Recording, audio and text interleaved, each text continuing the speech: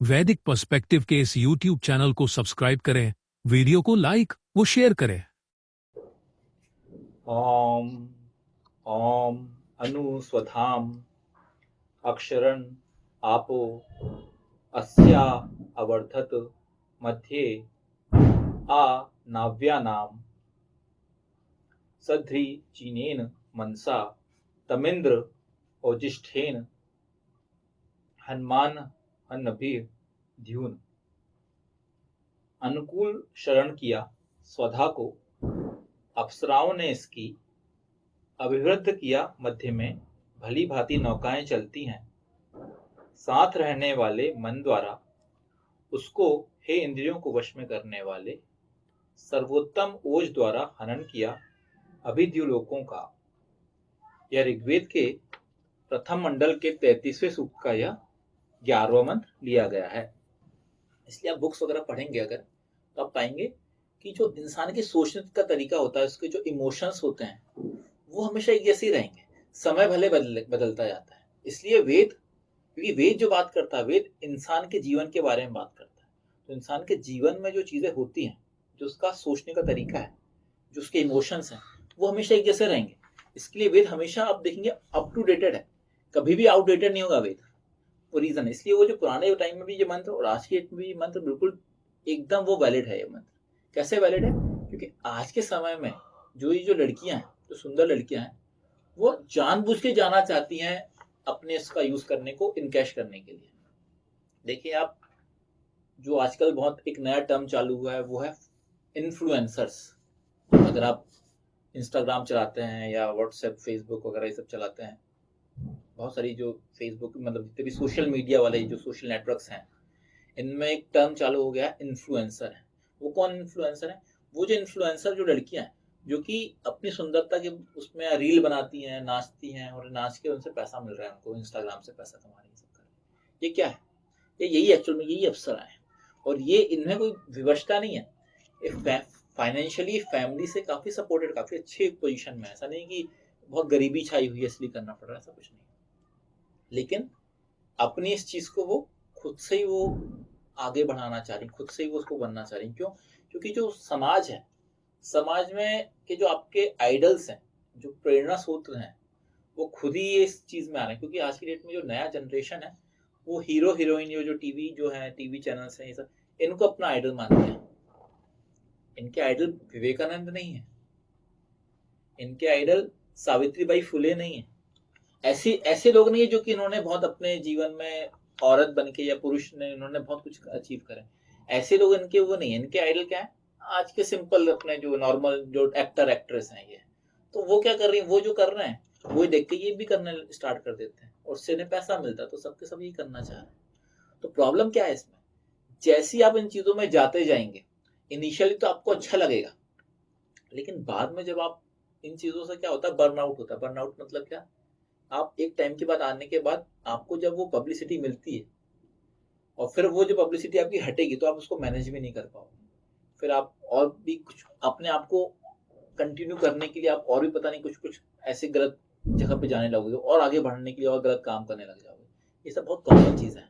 कुछ कुछ चीजों को तो हम बात करें तो वो सुन के हमें बहुत अजीब सा लगेगा कि अपने फॉलोअर्स बनाने के लिए लोग, मतलब आप पूरी तरह से अंग प्रदर्शन का कपड़े उतारने स्टार्ट, मतलब टिपिकली बोल जाए तो सॉफ्ट पॉर्न चालू हो चुका है आजकल। इंस्टाग्राम वगैरह में आप देखेंगे, वहां पे तो नॉर्मल लड़कियां ये सब, पहले तो पॉर्न का होता, लेकिन आजकल जिस हिसाब से ये गंदगी मची हुई है, आप देखेंगे ये तो पूरा का पूरा पॉर्न ही वो इंस्टाग्राम में ऑलमोस्ट ही सब कुछ हो ही गया, दिखने लग जाता है। ऐसा हो गया क्यों? क्योंकि वो अंग प्रदर्शन के माध्यम से लाइक्स बढ़ेंगे, फॉलोअर्स बढ़ेंगे, सब्सक्राइबर्स बढ़ेंगे, और उससे हमें पैसा आएगा।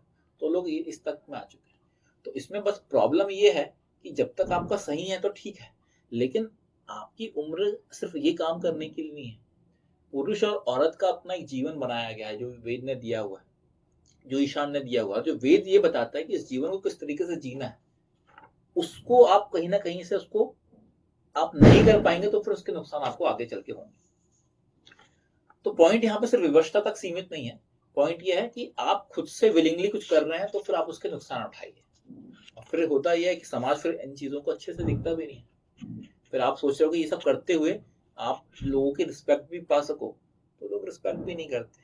बहुत सारे आपके पास एग्जाम्पल हैं जो ऐसे इन्फ्लुएंसर्स वगैरह रहते हैं, उनकी कोई इज्जत भी नहीं करता, क्योंकि आपको पैसे तो मिल रहे हैं लेकिन आपको कभी किसी की रिस्पेक्ट नहीं मिलेगी, क्योंकि लोग आपके बारे में वही चीज सोच रहे हैं ना।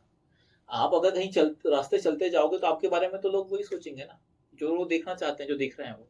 तो वही चीज है, फिर आपको फिर उस केस में आप ये चाहो बाद में आपका जो अंदर से मन परिवर्तित हो गया कि मुझे एक अच्छा जीवन जीना है, मुझे एक अपनी फैमिली बनानी है, ये करनी है, तो उन चीजों में भी फिर आप उसमें चले गए एक बार, तो फिर वहां से निकल के अपने आप को एक नई लाइफ स्टार्ट करने में फिर वो परेशानी होती है।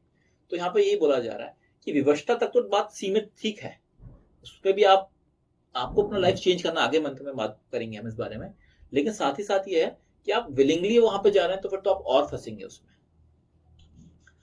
दूसरा फुटनोट है, अभिवृद्ध किया मध्य में भली भांति नौकाएं चलती हैं। आवर्धत मध्य या नाव्या नाम, ऐसी औरतों के अंदर अनेकों प्रकार के विचार आते जाते रहते हैं, किंतु उनकी विवशता उन्हें इस मार्ग में आगे बढ़ने के लिए मजबूर करती है। मध्य में भली भांति नौकाएं चलती हैं, ये अलंकारिक कथन है।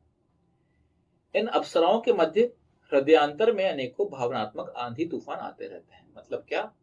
मतलब ये है कि जो इन चीजों में इन्वॉल्व है वो हर वक्त नहीं रहता। जब आप शांति से जाके कहीं बैठते हो, सोचते हो, रात में जाके सोओगे, अपने बेड में जाओगे, तो आपके दिमाग में बहुत सारे ख्याल आते हैं, बहुत सारे आपके मन में ऐसे विचार आएंगे, क्या ये सही है, क्या नहीं है, क्यों कर रही है। लेकिन यही है, यहाँ पे कंफ्यूजन वाली स्थिति आएगी। यहाँ पे जो बात बोली गई है वो अलंकारिक तरीके से बोली गई है कि मध्य में भली भांति नौकाएं चलती रहती हैं। मतलब कभी ऊपर कभी नीचे, आपके मध्य में, आपके दिमाग में, मन में आपके हमेशा रहेगा क्या ये सही है कि गलत है। तो यहाँ पे ही पॉइंट है, यहाँ पे आप अगर सही करना चाहो तो आप उसको फिक्स कर सकते हो।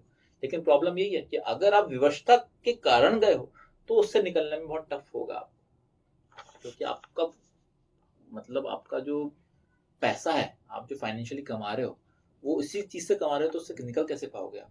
फिर आपको कुछ दूसरा तरीका ढूंढना पड़ेगा, आपको या तो जॉब चेंज करनी पड़ेगी। आप फिर प्रॉब्लम यही है, एक बार आप सुंदर हो तो फिर सोसाइटी में एक्चुअल में ये भी दिक्कत है, जो कुछ ज्यादा ही सुंदर लड़कियां हैं उनके साथ लोगों का व्यवहार भी थोड़ा सा अलग टाइप का रहता है। मतलब कुछ ज्यादा ही वो अच्छा फ्रेंडली व्यवहार भी करते हैं। आप देखेंगे, आप एक नॉर्मल व्यक्ति, नॉर्मल लड़की होगी तो उसको आप शायद उतना, वो कभी आपके पास कोई हेल्प लेने आएगी तो आप शायद उसको नॉर्मल तरीके से उसका बिहेव करो, उतना टेंशन नहीं मिलेगा।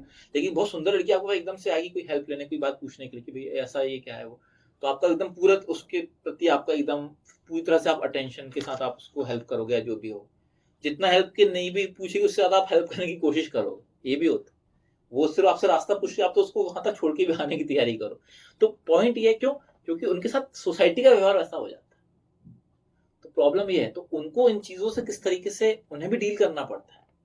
एक अच्छी सुंदर लड़की को इन चीजों का प्रॉब्लम भी होती है, डील भी करना पड़ता है, क्योंकि सोसाइटी वैसी है।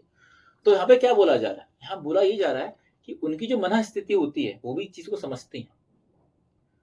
तो जब उन्हें अपनी लाइफ में सेटल होना है तो उन्हें किस तरीके से उससे निकलना है, क्या करना है, उसके लिए उन्हें आगे के लिए अपनी तैयारी भी प्रॉपर करनी पड़ेगी।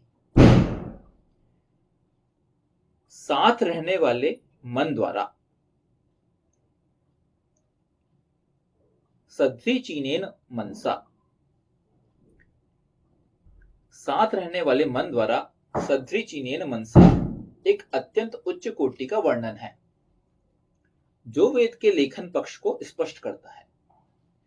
वेद में मानव भावनाओं का अनेकों मंत्रों में बहुत भावनात्मक पूर्ण चित्रण किया गया है।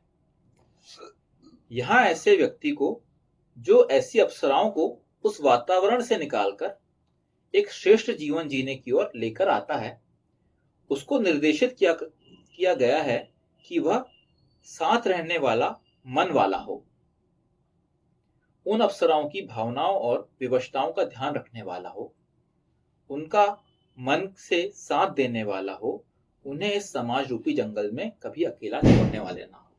यहां से अब वो इंद्र की बात चालू होती है। ये जो फुटनोट है, साथ रहने वाले मन द्वारा, मतलब अब जो ये अप्सराएं हैं, ये जो लड़कियां हैं, ये जो युवतियां हैं, इन्हें एक ऐसे कंपेनियन की जरूरत पड़ेगी जो इन्हें सही तरीके से समझने वाला हो।